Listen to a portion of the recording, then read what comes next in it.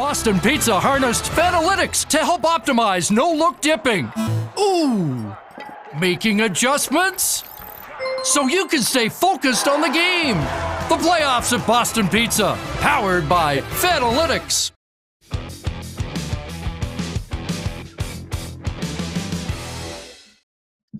We have a list of players that played well last night. Just Warren Foegele. Let's take a look at the list of players who played bad. It's a long one. Let's get into it with the lead. Oh, that was a dud of a hockey game from the Edmonton Oilers. Welcome into Oilersnation Everyday, live from the Sports Closet studio. Check them out online, sportscloset.ca, or one of their 3 locations around the Edmonton area. Edmonton gets pumped. And the first comment today was Liam, signed into the Oilers Nation account, who asked, do we suck? After watching whatever the hell we watched last night, I actually think it's kind of a fair question. Shawn Belle is here. His appearance post-games is brought to you by Star Mechanical. You can find them at starmechanical.ca. Shawn, why can't this team just show up? It's the only question for the show, by the way. You know what? Yeah. Like, it was a rainy day, and I felt like they just left their legs at home. Like, I don't know. That game was not good by any stretch of the imagination, which is crazy because they actually started off pretty good. Warren Foegele. Yeah, Warren the guy Foegele, who, like, where is it?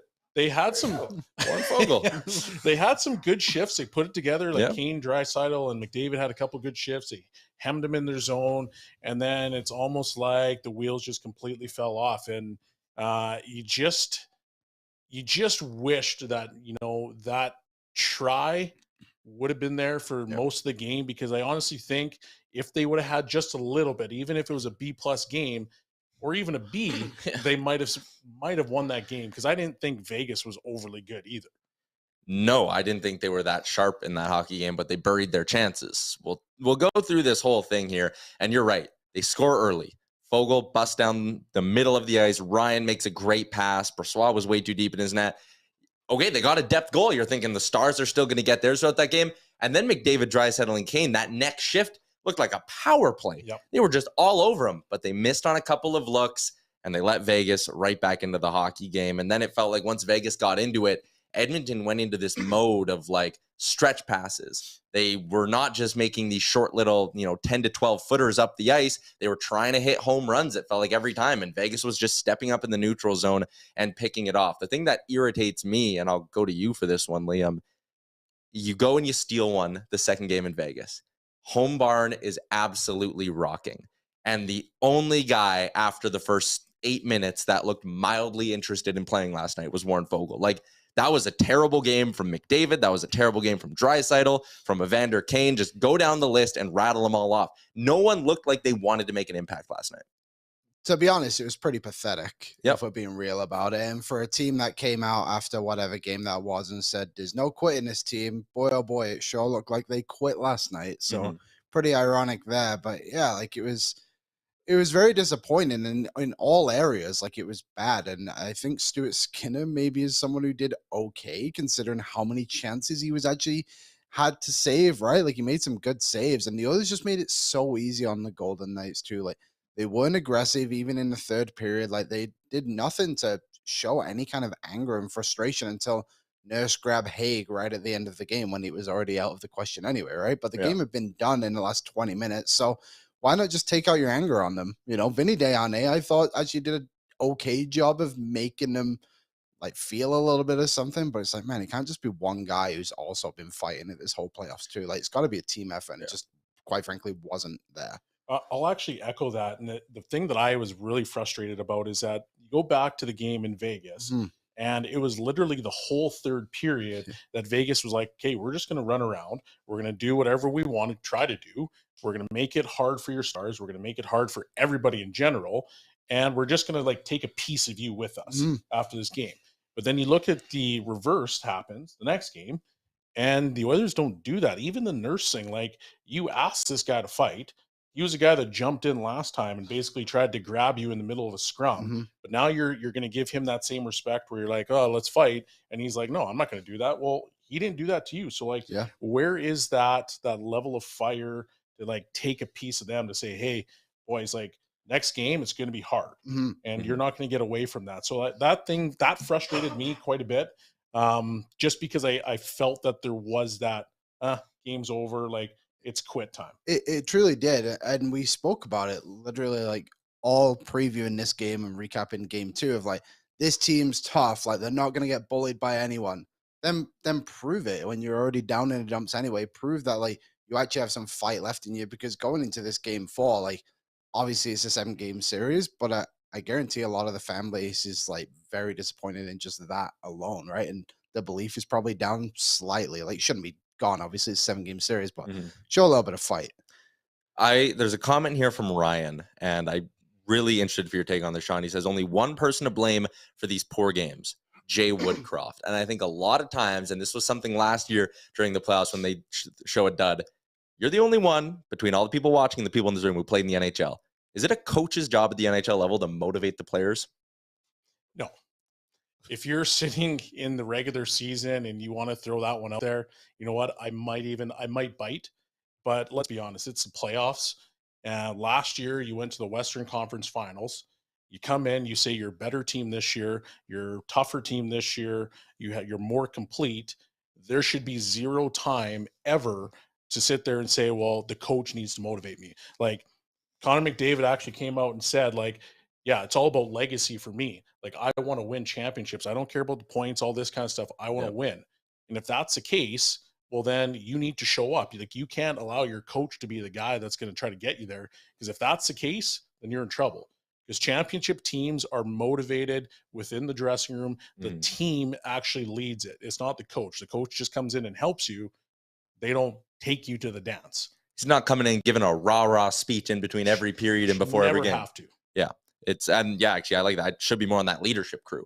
If you want to point blame somewhere for coming out and looking unmotivated, that's where you do it. And I always go back to, this is a leadership group that I think really leads on the ice. And you think back to game 7 last year against LA, first shift, Connor McDavid steamrolls Sean Durzi. And that game was one of the most physically engaged games I saw from the Oilers. And it starts at the top to some extent. And I even think that was the case in game 2, right? Like the Stars came out, pedal to the floor, scored on those power plays, were dominating the Golden Knights, and the trickle-down effect was felt through the lineup. And I think last night, that wasn't there from the big guns. 100%. If you look at the Colorado Avalanche last year, do you think Bednar went into that room at any point was like, hey, boys, can you try today? Hell no. You had McKinnon breathing down your neck. Like, McKinnon's a nut job, like, to the point where he doesn't even want guys having pasta. Yeah. So, like, that's the leadership that they have. So why can't you have the same thing? Like, Bednar didn't go in the room and be like, come on, guys, let's go. Like, Makar's doing it. You know, you trade for all these, like, veteran leaders. Yeah.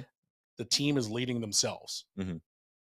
Yeah, 100%. I always get a chuckle out of people being like, oh, you got to motivate the team better, Woodcroft. It's like, no, like, come on. That's not the way this stuff is going.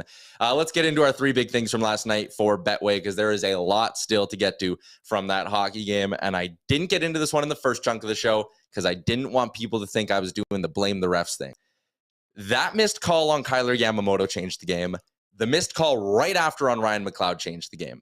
You watch a lot of hockey, Shawn, we all do. How many times when a player's head snaps back do the refs not put up their arm? It's more often that the player snaps his head back and the stick's nowhere close to him, and they're still calling it and then going to review it. A blatant high stick on Tyler Yamamoto behind the net gets missed. And I was at the game last night sitting down in that corner. So, like, my line of sight was where the high stick was and the ref. And he was looking right there. And the play goes back the other way. They immediately score.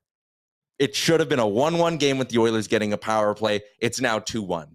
Fast forward a few seconds. What happens? Ryan McLeod. Boom. High stick. Again, it was right there. And the ref does this little thing with his hands where he's like trying to show that, like, I don't know, the player's stick was down low or something. I don't know what he was trying to do with his hands there. Anyways, missed call. Fast forward a few more seconds. Evander Kane, undisciplined, bad cross-checking penalty. And now, instead of that game at one point being 1-1 with the Oilers on the power play, it's now 2-1 with a Vegas power play to start the second, and Edmonton just spiraled from there and did not get a sniff of momentum again in that hockey game. They needed to fight through it better. Great teams fight through adversity like that, and the Oilers did not have that in them last night. I think, though, the Oilers ended with 2 power plays in that game. One of them came at garbage time, which, again, that drives coaches nuts. Yes, when a ref throws his arm up with 90 seconds to go in a blowout game, that's here's your token. Yeah, here we go. Oh, the stat sheet will look better for the officials. And the other one was a power play that lasted like 25 seconds as well.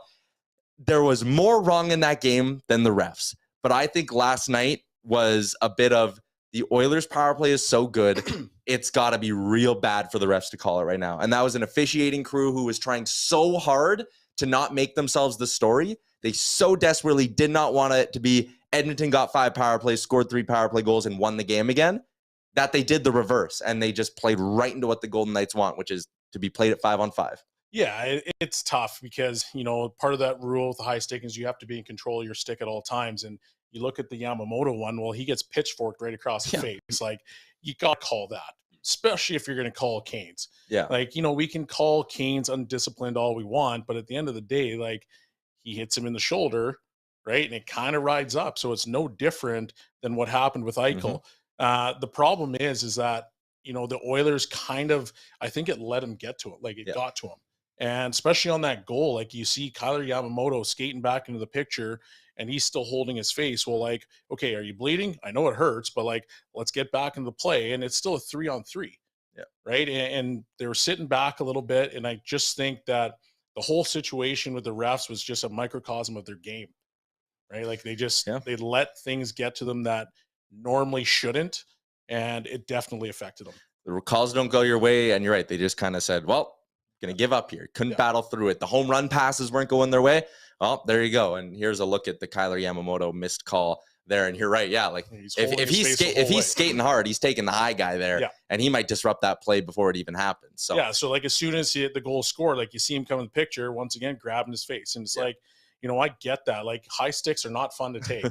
But at the same time, this is playoff hockey and you've got to take it. If it doesn't get called, like, get back into the play and help your team out, because 3-on-3, if you skate, you're right in the play, and then you're possibly picking off that pass. So it's a bit of both. Like, 100% agree there needs to be calls, but at the same time, like, come on, this is playoff hockey. Like, play it out. And there's a couple more comments in there about there was a missed call on Bouchard, and then there was a missed call on Hyman. I'm not even including those because it was like a trip and an interference that, like, okay, they could have been penalties, but like 8 of those happen in the game. Yeah. The missed high sticks are just like so blatant that, like, if you're an official, you're making the active choice to like not raise your hand up. That should be instinct for those guys to, like, player's head snaps back. You see a Golden Knight with their stick up like this, and boom, the arm shoots up. The knee actually pissed me off. The knee on Hyman? I just think, like, the ref's right there. I mean, the knee goes up quite a bit here. Yeah. Like, that is just a straight knee on me. Hyman was affected by this the whole game. And then on the intermission report, they were like, Hyman got tied up and, like, showed the replay. It's like, no, that is just a knee. Hyman tries to jump around the contact, you're right. And Hag, like, extends his knee up as Hyman jumps. Holy like, moly. Like, maybe it's a Charlie horse and, like, not directly on me, but either way, like, the knee from Hag moves. And I don't care if it was an accident or not, it's still a penalty. But also on the Yamamoto one, you can kind of see Eichel look back at the ref a little bit too. And it's like, you know what you did, but also the others didn't do enough in the second or third period to get the legs moving to even cause like a tripping penalty either. So I agree. The refs weren't the highlight of the game, but they definitely were part of the story.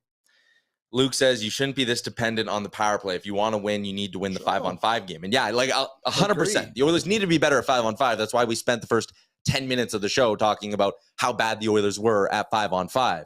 But still, to sit there and say, and I saw people and media members, a lot of people after going, if you think the refs changed the outcome of this game, like, you're wrong. If you don't think the refs changed the outcome of that game, I'm not sure what you watched. Like, there were 3 missed calls in the first period, and that's when the game turned. And the Oilers, again, if they want to win a Stanley Cup, they got to fight through adversity better. I am not sitting here and just giving them a passing grade saying, oh, they really showed up and played well, but the refs screwed them over. No, it was a bit of both in that hockey game and a lot of not showing up and playing well. I don't know. I just don't like people who always do the, oh, it's the refs, it's the refs, it's the refs. And the ref you suck chants were out last night. And I don't love that. But I also don't like the people who will always sit there and be like, oh, the refs did a fine job. The Oilers just got to play better. Because, like, there was a bit of an officiating impact in that hockey game. The other side of it, and we'll dig into this now, who's going to be the goalies in game 2 or in game 4 of this series? On both sides, Laurent Brossoit went down. And again, I was actually really lucky in that game to be sitting where I was, because he went down again right in front of me. And when he went down, it was like, okay, the shot didn't hit him up high or anything. Like, why is he going down? And then when he did that like glove throw off, that's usually a sign that a player knows it's pretty bad. Like when you can see that frustration on them, I would be stunned if he plays next game. Yeah, I'd be shocked too. It almost looked like it's either his knee or his hip. Like as he pushed over, he just basically stopped right away. So he doesn't look like he's coming back at all, which is, I don't know if it's a loss for them. And I only say that with respects to the fact that, the Oilers have probably scouted Brossoit very, very heavily, and maybe not as Aiden Hill as much because they didn't expect to see him. So now Aiden Hill comes in, they haven't done as much work and finding out what are his weak spots. So that might play into Vegas a little bit more, but it's really disappointing to see a guy get hurt. On the flip side with Skinner and Campbell, like, I don't know who you put in net. Obviously Campbell's come in and he's done a pretty decent job when he's been between the pipes in the playoffs. Skinner's been good, but still sometimes you're like, I hope he can make that one save that could maybe give me a break. And so we can get our legs going. Like, on the White Cloud goal, is this a stop that you can make to now keep your team into it a little bit more? And now maybe they have a chance to, catch one on a power play, or maybe they have a fluke goal or something like that gets you right back into the game, right?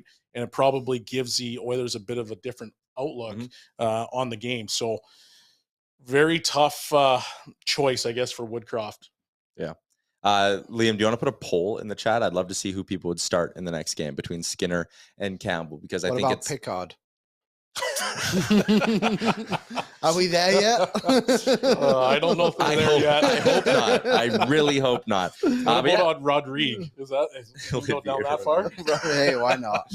But you're right, Jack Campbell. I mean, in 2 relief appearances, a 947 and a 153, and you look down the stretch in the regular season as well. His last couple of games, he allowed 1 goal in his last 2 starts to the Anaheim Ducks. Granted, that was the Anaheim Ducks. Stuart Skinner, I wanted that White Cloud one stopped. He made a great save on Marchessault when it was 3-1. And then immediately after that, Evan Bouchard blows a tire and Jack Eichel makes it 4-1. And like the Eichel one, I don't blame him on at all. The other ones, though, the second Marchessault one was like that weird backdoor or in the slot tap in. But again, I felt like Skinner defensive zone coverage there. Yeah, it was defensive zone coverage. Skinner, I thought maybe overcommitted a little bit. You needed a few more timely big stops from Stuart Skinner, and you didn't get them. So if Jay Woodcroft were to go with Jack Campbell tomorrow, I would understand it. I would say it makes sense why they're doing this. It would not make me any less nervous about starting Jack Campbell in a playoff game, because we just saw this year, like, again, we're nitpicking to say Stuart Skinner should have stopped some of those. Like the White Cloud one still zipped over his shoulder. Like it wasn't egregious. Jack Campbell has a tendency to give up egregious goals that are very bad looking and like absolutely need to be stopped. Skinner doesn't have that in him. So there's a part of me that says you keep rolling with Skinner, but this team needs a wake-up call right now. And it's a damn shame that it's come to this. Yeah, it's pretty tough. I mean, if you look at Campbell, and the only thing that I'll say about him is like the 2 goals that he gave up, and I used 2 goals because there was, back-to-back plays. The first one was he had 0 chance. The guy, once again, defensive zone error. 2 guys are watching. He taps in a rebound. And then the other one, Stevenson goes right by Bouchard and he tips it. Like that was a really nice tip. So you take out those 2 goals, what do you have from Campbell in a relief appearance? Like you have, once again, really good numbers, very good, solid in net. He looks like he's a lot calmer than what he was in the regular season. Yeah. So like that kind of gives me a little bit of hope in terms of saying like he might be okay. But at the same time, I get the fears of Oiler fans. I get those big time because he has not, in a larger sample size, demonstrated that he will be the answer. My concern is that if you go to Campbell, at some point it's going to get to a point where you then need to go back to Skinner, and that means you're coughing up another game or he's giving up some bad goals. So the poll right now, 55% for Skinner, 45% for Jack Campbell. It's tight. Liam, what would you do? I don't know. I honestly, it's such a difficult decision because on one hand, like we kind of just addressed, like Skinner doesn't really do anything that's like, what are you doing? Like Campbell is capable of that, and like You look at the goals too, like I know the White Cloud one, but like look at the errors in front of him as well. It feels like every single goal that goes in on this team is like 2 or 3 errors leading up to it in front. So I find it difficult to put it on Stuart Skinner. But maybe you do just need to kind of shake things up. But if it goes wrong, then the Oilers are down 3-1 in this series. So it's just such like, maybe you just go with what you know and you go back to Skinner again and just say to your team, like, pick your shit up. Like, honestly, like, figure it out. There's definitely a good opportunity, I think, for that to happen. Like, you probably know McDavid and Draisaitl are sitting in the room, maybe laying into the team a little bit. They just got to look in the mirror and say, like, do we really want this or not? Because you can't have duds like that in the playoffs. And now, please don't get me wrong and think that, like, every game is going to be an A+. You don't need it to be an A+ every single night, but you can't ride that wave of momentum where all of a sudden you're an A and then something goes wrong and then all of a sudden you're like a D. Because most teams like Vegas, because they've been in this situation before, are going to give you a minimum of B+ every single night. Yeah. And so if you can do that, like, you give yourself a better opportunity to win the game. And right now, I think Skinner's feeling that because all the goals that were given up are like goals that are defensive zone coverage lapses. Like, give me some communication. White Cloud goal is purely communication based. I got him, you got him. Yes. Okay, we've solved that, right? Like, and CC can't step up there because all he's going to do is going to slip it to the guy that's in the middle of the ice who's going to have a grade A chance himself. So, like, they just put themselves in really bad situations on the defensive end, and it's not working out because you got a team that can score. Maybe they got to just change the defensive pairings. Like, maybe that's just kind of that's my third big thing. There you go. The third big thing for Betway, Liam. I read the report. Flash this up, baby. Cody Ceci was bad last night. I thought Darnell Nurse wasn't great in that hockey game. Evan Bouchard had his worst game of the playoffs. Basically, it was Ekholm and Kulak who were fine, and even they were not great by any stretch. I actually think Kulak might have been their best defenseman last night, which probably shouldn't be happening. But it's concerning right now at the blue line. Nurse and Ceci, I don't know if they've strung together consecutive good games yet in this playoff run. I don't know if the answer is to flip Kulak to his offside and play him up there with Nurse. I'd at least be intrigued to try it. But then, oh boy, you got the slow boots duo of Cody Ceci and Vinny Desharnais. Like, they might struggle with the forecheck of Vegas. Would you change anything up here, Shawn? Well, it's funny that we're talking about this because I was actually scrolling through Instagram today and I saw Shane O'Brien, his post, and he actually had Ekholm and Desharnais together as a shutdown pairing. And then he had Nurse and Bouchard as a third pairing and was like, don't play them at all. And then he had Kulak and Ceci together. And I was like, like, you're really shaking this thing up. Yeah. So, I mean... So what you're telling us is Shane O'Brien has watched one Edmonton Oilers game this season, and it was last night. And I was like, wow, that's really aggressive. But I mean, like, I think you gotta sit those guys in a room and be like, guys, you need to figure this out because we need you. Darnell Nurse, like, they need him. Yep. And we can argue whether he's a first or second or third. I don't care. We need you. Yeah. And so he's got to figure his thing out. I think he's still trying to do a little bit too much. Just simplify your game. Cody Ceci, once again, like, just find your game, move pucks quickly, because that's when you're usually most effective. And I guess Woodcroft's got to challenge those four to just be better. And because if they can do it and be better, the Oilers will win this series. Yeah, they need better effort from that blue line. And I like what you said about Darnell Nurse. Like, you can't just play him 11 minutes a game. Like, this guy for the last 3 seasons now, has been a consistent 25-plus minute a guy D-man for them. And you can sit there and pick apart mistakes in his game.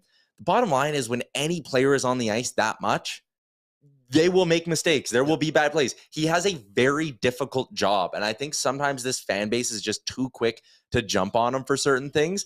And if you watch Mattias Ekholm closely enough, he also makes mistakes. It's a little bit of the shiny new toy thing, I feel like, where people just don't pick up on Ekholm's poor tendencies. He's a great defenseman. I'm not saying he's not. He's the best defenseman this franchise has had since Chris Pronger.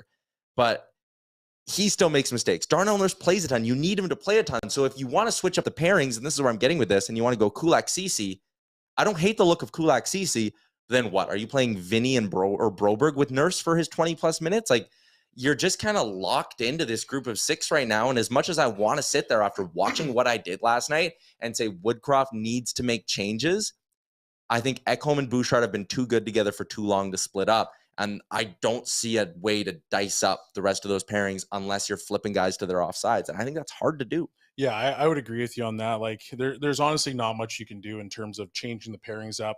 You know, Nurse and CC throughout the year have actually been pretty good together. Ekholm, Bouchard, like you just mentioned, have been arguably the best pairing for them. So I think you just got to take into account that this might be the one hiccup, and you're hoping it's the one hiccup that they have, and then they kind of get back on track. But like, you know, going back to the Nurse conversation, the game has completely changed to the point where it benefits offensive players way more than ever. So yeah, mistakes happen on the defensive end. Like, you can't water ski a guy coming through the neutral zone like you could in 96. So Darnell Nurse is in 96. Like, what are we talking about? He's probably one of the best defensemen, but everything that they do is skewed to the offensive side. So defensemen have it a little bit tougher. Like, you're going to have those mistakes, and it's across the league and with every single guy. So he does good things, but right now I just think he's got to find his game again. He's got to simplify, and I think that will help him round out and form a little bit more. Liam, anything you do there? I don't know. Like you said, like the options are very limited. Like the only thing I would maybe do is switch, kind of counters what we just talked about, but maybe just switch Bouchard and CC around. Like, I wonder if that would do anything. Like, I know it sounds chaotic, but I don't know. I worry about a Bouchard Nurse duo playing 25 minutes a night. I don't think he can do it. You don't think so? No, because they're both like, Bouchard plays ultra offensive and Nurse tries to play ultra offensive. So like, you can't have both of those guys doing that. The reason why Ekholm's there is because he gives you a little bit of stability when Bouchard can kind of go off and do his thing, right? So I just don't think you're going to get that same level of stability with a Bouchard Nurse comp. I wonder what Ryan Murray's doing. Whatever he's doing, I hope it has nothing to do with getting ready to play playoff hockey. Like, seems like a great dude, but he hasn't played hockey or NHL hockey in a long time. But to give a real answer, like, this is kind of what the issue was after the trade deadline, right? We all kind of knew this was going to get to the point where it's like, is Desharnais good enough? Is this right side good enough? And now you look at it and it's like, well, your fourth best right-handed defenseman is Jason Demers. So this is an issue the Oilers have ran into on their own. This show talked about that a lot. It was, I wanted one more move from Holland, and it was a veteran righty. Even if it was someone who wasn't going to play every day. Could have been anyone. Someone who you could have just used as a bit of a safety net. And I mean, the reports are that the coaching staff said we don't need it. Yeah. So, I mean, I think that's part of the reason why Jay Woodcroft's been so adamant with continuing to throw Desharnais out there, because that was his bet. That's his guy. I can understand that stubbornness as well. So, yeah, I'm fascinated to see what Jay Woodcroft does with this team ahead of Game 4. Like, out of the D pairings, I think we just kind of talked ourselves into a pretzel and figured out that you really can't do much. But the forward lines, we could see some changes. I wouldn't be surprised if he moved Warren Foegele up the lineup next game. Yeah. Why wouldn't you? Do you know there's one other thing too that bugged me when I was making I made notes for the show. We've already covered a lot of them. The first goal when Marchessault comes across and kind of tucks it in, Cody Ceci, Bukestad, and Darnell Nurse all had opportunities to knock someone on their ass. And not one of them made the decision of, I'm going to bury this guy to the ice right now. Make it difficult. Like, if you can't defend, at least make it look like you can try and defend. Like, come on. Like, you look at it. Is this Aaron? Yeah, I think so. So they'll come through. Like, as soon as, so the puck kind of goes in the air, it's a bit whatever. But, like, CC's just, like, hardly pushing the guy. Like, just bury the guy to the ground. Take the penalty if you have to, because clearly you're in a dangerous situation. Just, like, that's the kind of stuff that we kind of talked about. They didn't do in the third period. And quite frankly, they didn't really do for 60 minutes. Never mind knocking him on his ass, but like, just look a little bit more desperate. CC has the puck on his stick right there in that freeze frame.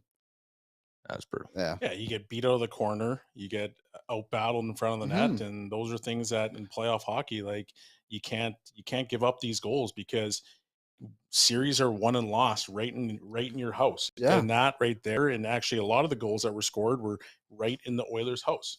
And you can't have that in the playoffs. And they were showing clips today on Twitter of Stuart Skinner defended Nose as a goaltender. For me, get your defenders out there and show them how to do it, because Skinner actually made some good saves down low last game. Oh, Belsey, we kept you long, so I appreciate you staying. Hopefully Thursday's show is a little bit more positive. Maybe we'll have some beers going because the Oilers win 5-1 again. But thanks for hopping in. Yeah, anytime. There you go. Shawn Belle for our friends at Star Mechanical. If you need 24/7 emergency service, 780-481-8873 is where you can find them. Beauty. See you later.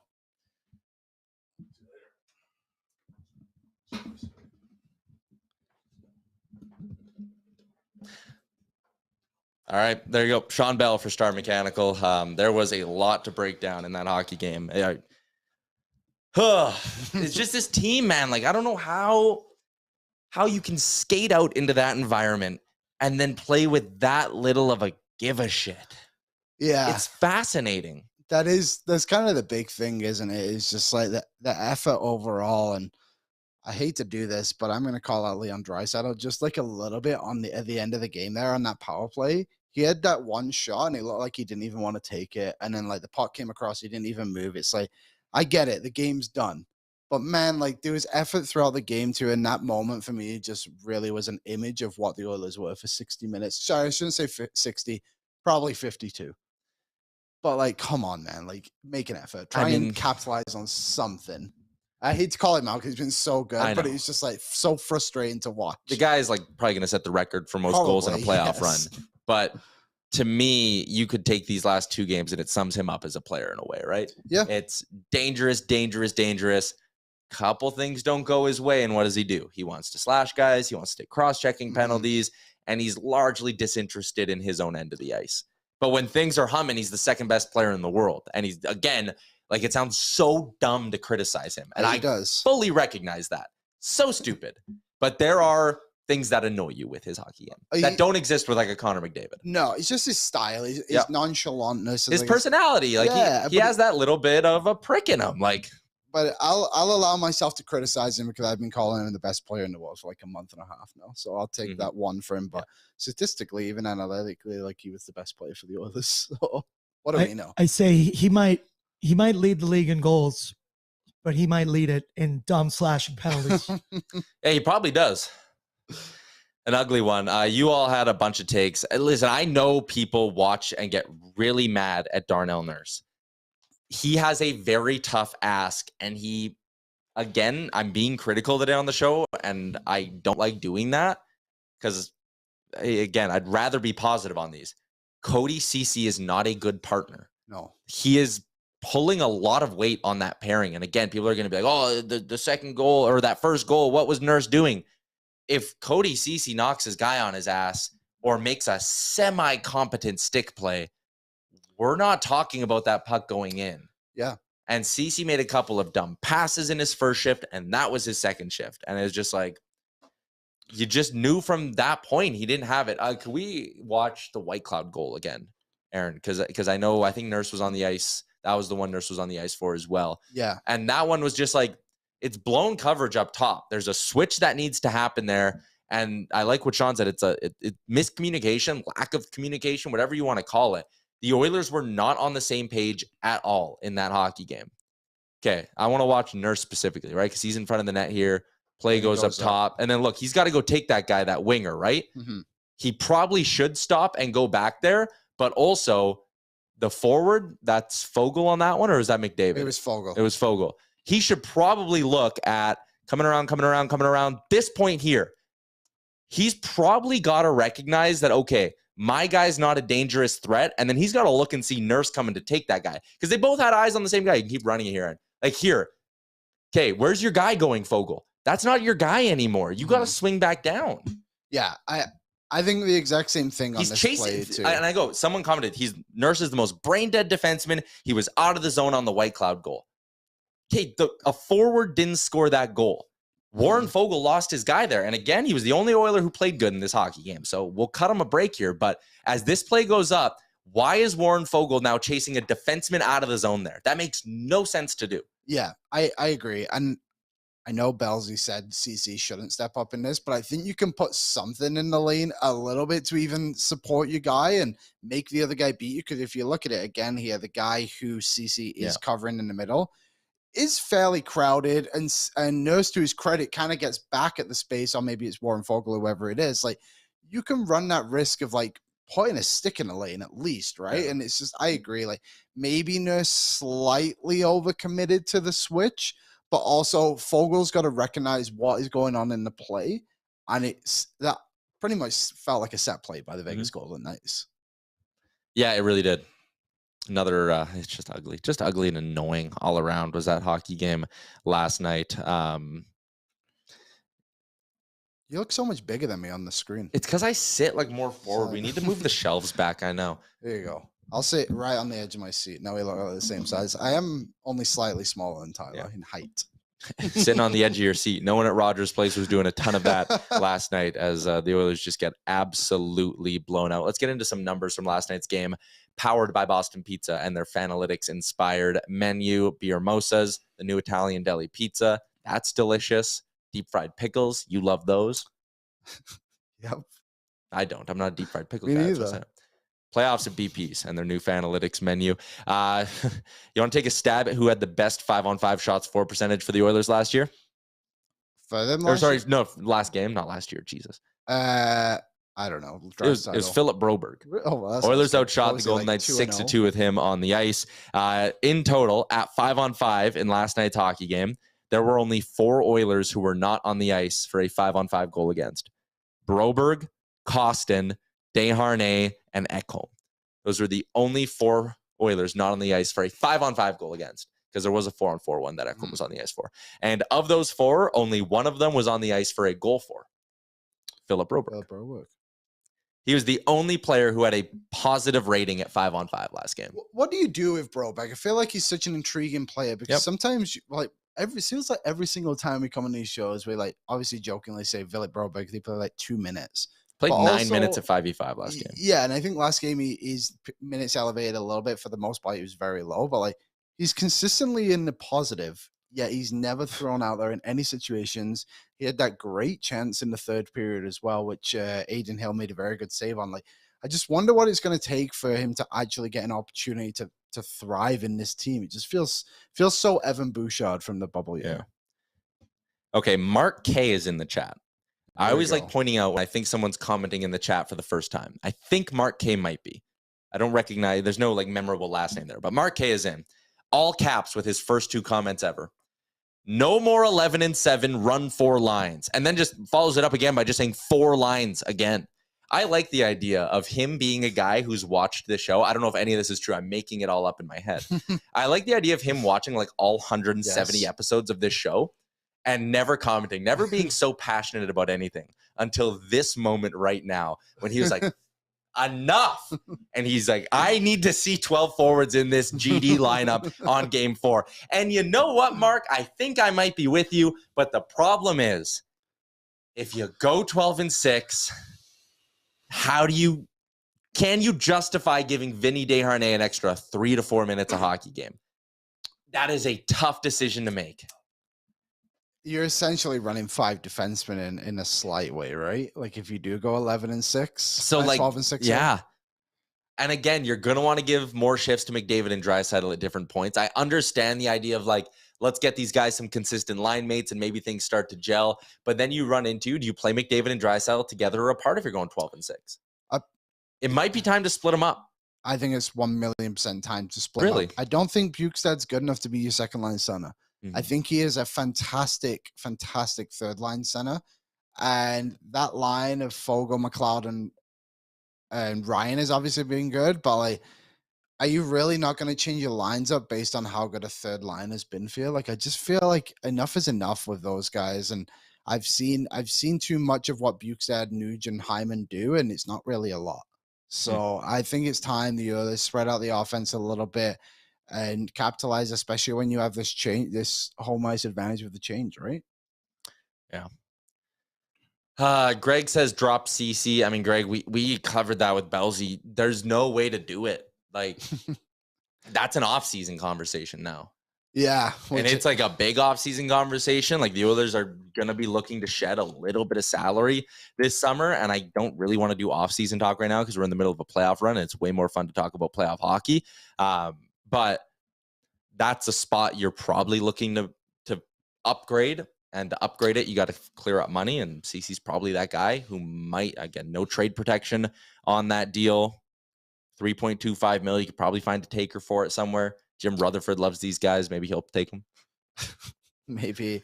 Yeah, but it is true though, isn't it? Like if you want to play Cody CC top minutes every single night, then he needs to be better. He was very good last season for this team and surprisingly good. And now it just seems he's fallen into some bad habits that he had from when he was with Toronto and Ottawa. So I don't think he's going to turn it around anytime soon for this team. It's just about kind of just be sensible, I guess is a good way to describe him right now. Looking at the list of right shot D-men available on the free agent market this year is not great. It's a few intriguing names, I guess. But again, you're going to pay more than the 3.25 you're giving CC, right? So it's a tough one. And you want the list? Yeah, I can't figure out how to pull it up. I closed the tab, but I will reopen it. All right. This is sorted by time on ice, average time on ice last season. Okay. These are your 10 UFA right shot D-men. Matt Dumba, Scott Mayfield, John Klingberg, Justin Hall, Damon Severson, Kevin Shattenkirk, Travis Hamonic, Ethan Bear, Evan Bouchard. He's an RFA, granted. Sorry. So is Bear.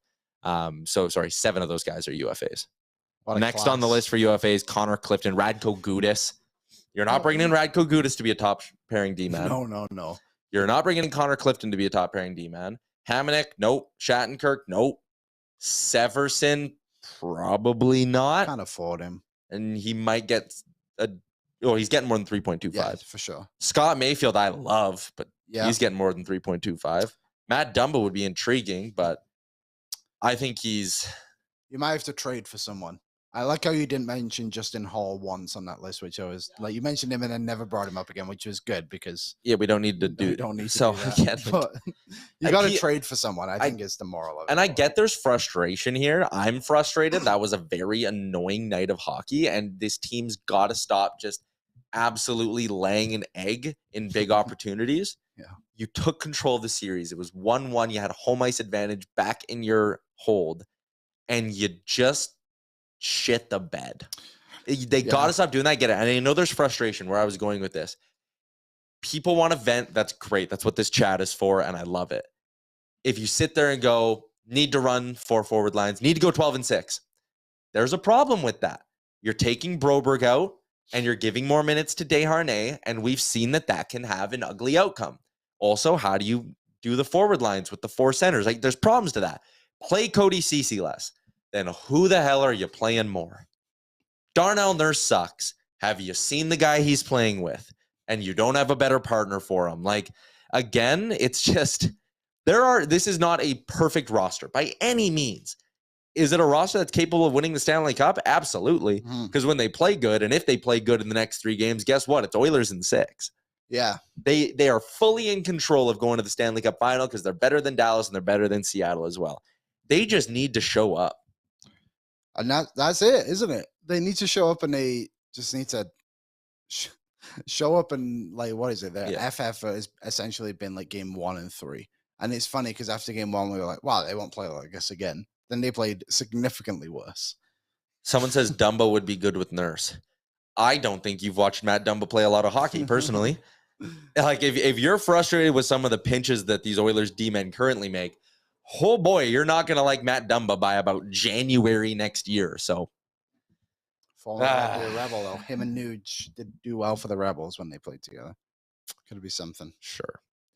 You reunite Nugent and Dumba. You reunite Connor Brown and Connor McDavid. And there you go. There you go. What more do you need?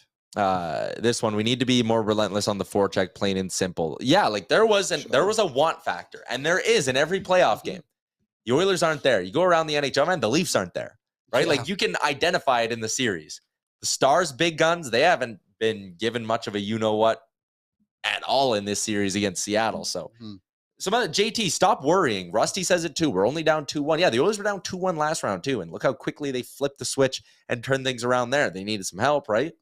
Needed to pull out a miracle comeback and have Zach Hyman score an OT winner. I think the difference here is that you're down 2-1 and you kind of got thrown around in the 2 losses.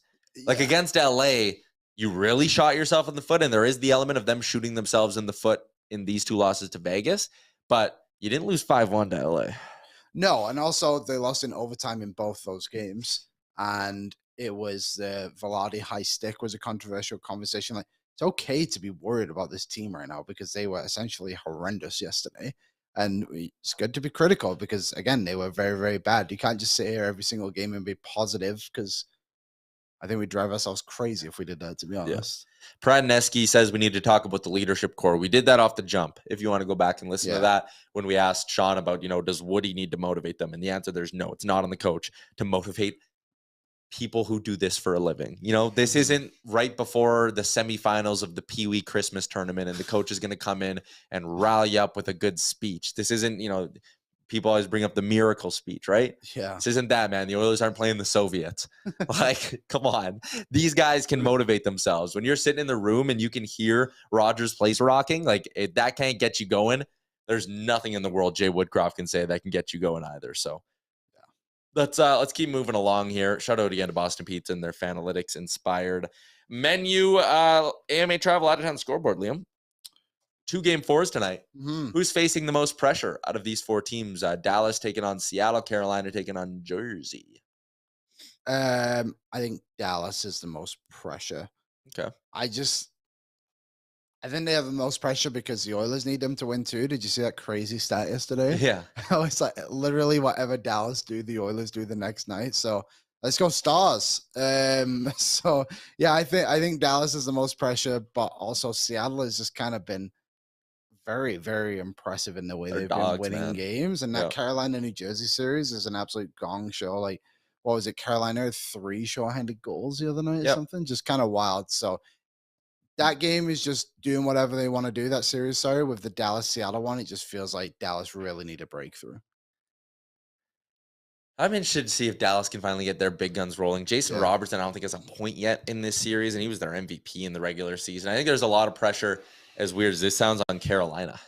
I think if you need to show you can respond to getting kind of beat down in game 2. Like, if this series is 2-2 and the Devils have all that momentum, I'd be worried if I was a Canes fan. At the same time, if it's 3-1, like, I think Dallas could come back from 3-1 on Seattle. I could see Ottinger and them flipping a switch and like rattling off 3 straight wins at that point. I think if you're the Devils and you go down 3-1 to the Canes, it's done. I think if you're the Canes and you got to go home on 2-2 with the series tied 2-2 with some pressure, I think you're a little nervous there as well. How about Luke Hughes last game? 2 apples, playoff debut. That guy looks real. He looks like he's just ready to go. And it's just kind of wild that, you have a guy like that who essentially just has come out of college hockey and just stepped right into a playoff game and was the second most impactful player right behind his brother. Yeah. Just wild. Ryan is in and says, stop pretending that when people criticize Woody, they're referring to his stirring locker room speeches. He's obviously getting beat on the ice. I honestly don't know what hockey games you're watching. I just don't know how. Did you watch a second of the Oilers Kings? I don't think so. It's just also, too, like, Woodcroft can't push the effort when the guys are on the ice.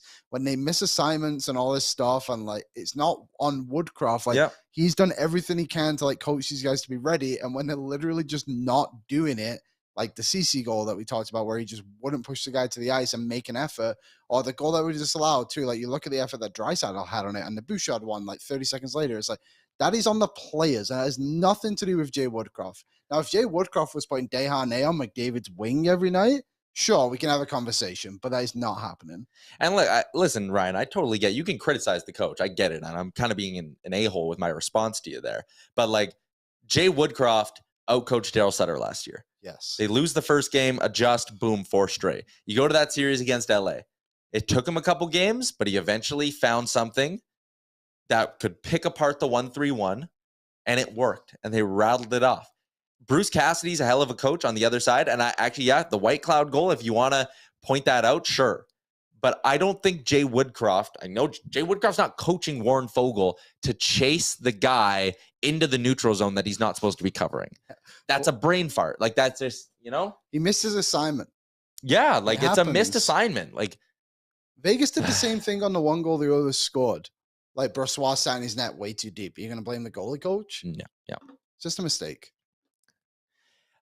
Speaking of goaltending, Ilya Samsonov, this is just coming down, going to be unavailable for the Leafs. So they're going Joseph Woll with Matt Murray backing up in an elimination game for tomorrow night. Well, our boy Mike McKenna might be very happy about that. He's a big Joseph Woll guy. Also, Stuart Skinner in the starter's net at practice. So I'm not reading too much into that right now. If he's in the starter's net tomorrow at the skate, then giddy up.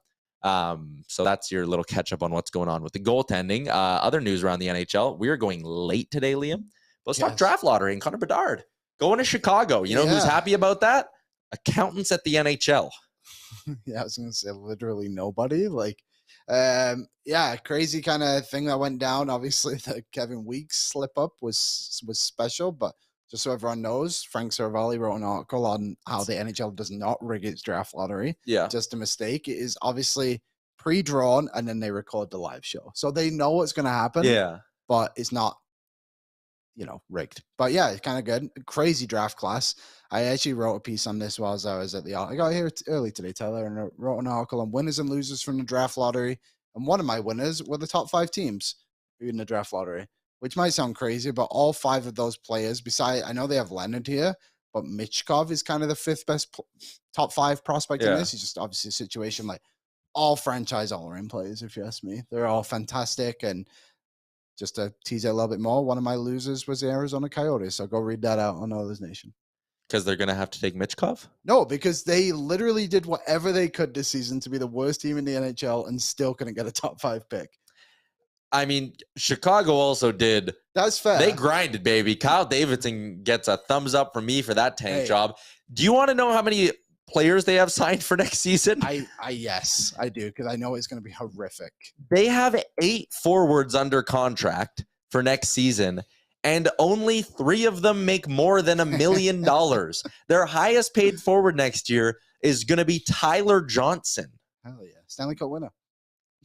The thing is, too, you come into this situation with Bedard, and this might be the worst situation for him. Hockey-wise, yeah. If you wanted Connor Bedard in your fantasy league next year, he's probably not going to produce a ton here. No, you look at when McDavid came into, at least Nurse, Draisaitl, and those kind of guys there, but Chicago is in year 2 of this rebuild now, going into it. And their second best player on this team offensively is probably going to be Taylor Radish, right? Yeah. Who is good, obviously. But you look at the teams below, he goes to Anaheim, he has that group. And then Columbus, obviously, Line A, Gaudreau. And San Jose, maybe that would have been the second worst. But as you know, they have Hurdle and Couture. These players there. Chicago is essentially an American Hockey League roster.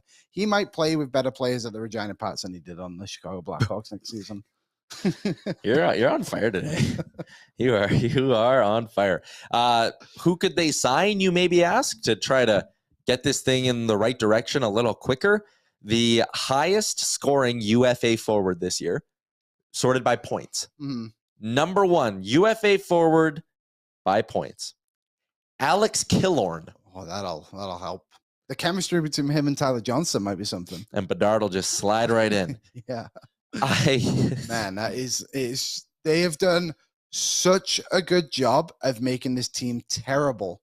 Yeah. That Bedard is gonna have a difficult time next season. 100%. Difficult time. And I just feel like teams should, it's tough because if you don't rip it down to the studs, you probably don't get Bedard this year. Yeah. Also, I think they won with the same percentage odds that the Oilers had to get McDavid, 11.5. So there's that. But here's the list of the 10 highest scoring UFA forwards this year. Killorn, 33 years old, not that good. Bergeron, Boston or bust. Patrick Kane. Not the same player, but interesting case. Interesting to see if he'd go back, but I don't know. Max Domi, okay, he could go back. I think he actually would. Probably would, yeah. But then after that, David Krejci, JT Comfort. Krejci's not going anywhere but Boston if he comes back. JT Comfort, Vlad Tarasenko, Michael Bunting, Thomas Tatar, Jason Zucker, and Ivan Barbashev. There's no UFA answers this year. Can I give you a very juicy prediction, though? Yes. Highest scoring UFA forwards for next summer, William Nylander and Austin Matthews. You're telling me the sell job of, hey, Austin, we got 2 more seasons of Connor Bedard's ELC here. We're going to build us a little super team in Chicago. big U.S. market for a U.S.-born star after the Leafs lose in 6 next year to, I don't know, the Devils in round 1 or some shit? Boy, oh boy. That would be... It writes itself. That would be a story. That would be a story. Yeah, it's going to be interesting. I just on the Matthews things to see what he actually would get if the Leafs hypothetically don't get through, right? Well, the thing you look at with this offseason, too, is like Matthews is eligible to sign an extension on July 1. Yeah. He probably wants McKinnon money. Yeah. At minimum, 12.6. If you're the Leafs, do you want to pay him 12.6? I don't think you do. After this season? Yeah, I'm with you. I know he has the MVP and all that kind of stuff, and he's obviously an elite goal scorer in the NHL. But do you really want to pay him? Like, I paid 10 maybe. So if you're Matthews, why would you sign a deal coming off this a bad year? Do you do the good Johnny Gaudreau approach? I'll sign in the summer. That was a wink for all our podcast listeners. Yeah, I was going to say that's the third moment today on the show that the podcast listeners really won't understand, but that's fine. People saying he's going to Arizona. I get that story would be great too, but like, nah, I don't think I'll. Why would you go play in the college rink and they haven't gotten everything sorted out? Big market, big endorsements, play with Bedard. That team, Chicago has like $40 million in cap space this offseason. Yeah. Can you pull up the mock draft thing again? I think it was from Daily Faceoff, Aaron, please. There's one player on this list I want everyone to remember, and it is Zach Benson. Zach Benson, who's going number 8 there to, was that Washington? Yeah. I remember watching him in U15 when he played for the Yale Hockey Academy, and this kid must have been about 5'0". I don't think he's grown much since, and he is an unbelievable hockey player. He was so good for Canada at the U18s last summer, and he's just been unreal for Winnipeg. He was probably Winnipeg's best player last season in the playoffs with a team with Matthew Savoy, Connor Geekie, Carson Lambos, ton of first-round picks. So Zach Benson might be the steal of the first round. So shout out Zach Benson. Don't you like Andrew Cristall too? I like Cristall a lot as well.